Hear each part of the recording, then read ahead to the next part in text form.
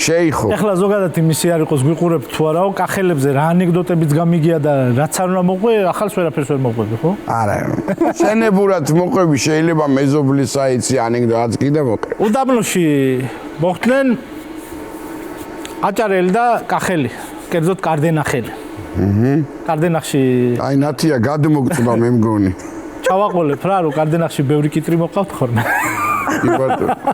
კიტრი ქვეყანა.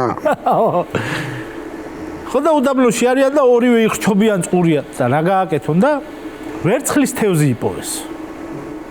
ისიც აკვდება რა, აღარ შეუძლია და სულს ღაფა. ო და ესენი იძახიან რომ ეს ვერცხლის თევზიაო და გვიშველისო. მოდიო და გთხოვოთო და სამი სრულიო შეგვისრულეო თვითონსო და მე ისე ცუდ მდგომარეობაში ვარო, თან ვერცხლისა ვარო, თვითონ შევასრულებო. მეც ვერავო და მოკვდები ალბათ.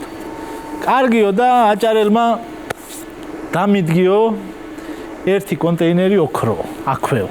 ეგრევე, იმიტომ რომ რა იმას ეკნა, რა ჩაიქცვა და ეგ მოიფიქრა.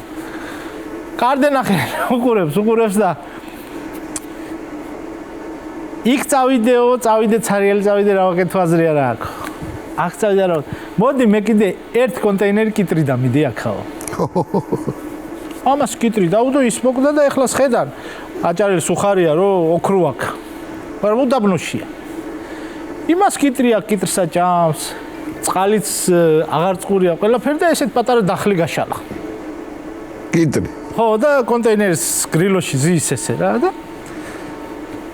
წარმოდგენაშია ახლა ფანტაზიები რაღაც თქონა გაართოს თავი რომ კიტრია გასაყიდი. ხო და ეს აჭარელი მივიდა და ეუბნება რომ გეხვეწები ერთი კიტრი მაჭამეო რა. ძალიან წყურიაო და ძალიან ამშიაო. იო პრობლემა არ არისო აირჩიო. ერთი კიტრი 10 კილო ოქრო. რა სამოფო კაცო რა ძვირიაო საიდანო. მიდი არა და გაიარ გამოიარე იქ იქნება სადმე. გაიარ გამოიარე და დახეია ფათო.